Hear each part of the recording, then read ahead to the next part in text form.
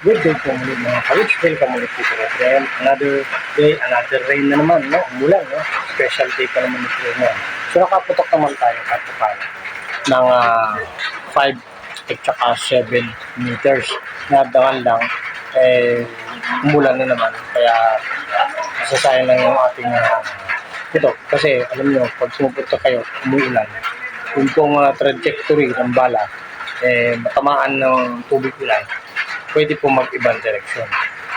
So, yan po yung ibang mga factors kapag hindi ka makabulsay o ano man, sayang lang po.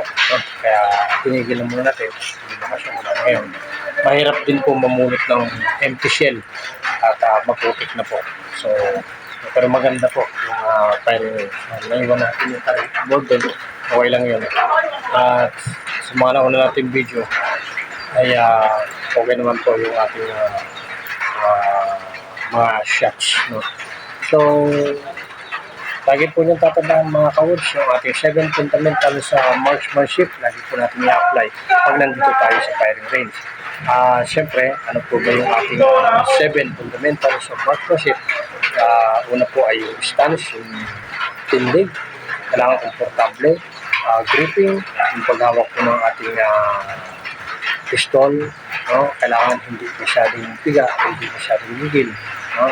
And then yung ating correct sight alignment, yung rear sight, front sight, kailangan po balance sila, no? And then yung ating correct sight picture, rear sight, front sight to target, no? Kaya po align po natin yan. And yung ating breathing control, yun, diba? Sabi nga nila DPWS po, dapat pagputok walang hangin. Respiratory pause po natin ay 2 to 3 seconds, pung. Diba? Inhale, exhale, pung. Yan po, no? So, ang next natin ay yung trigger control. Huwag po yung buong daliri, pwede yung hit lang po, ang hila sa gatilyo. And the last one is consistent practice, no? Practicein nyo po yung 1 to 6 na yun. Ulit-ulit lang po. Pagkapunta nyo sa range, apply nyo lang po yun. No? So, penciling lang yung sikreto natin. Ngayon, ang dala po natin ay 91 rounds, pero ilan lang po nagamit natin? 23 lang. So, yan.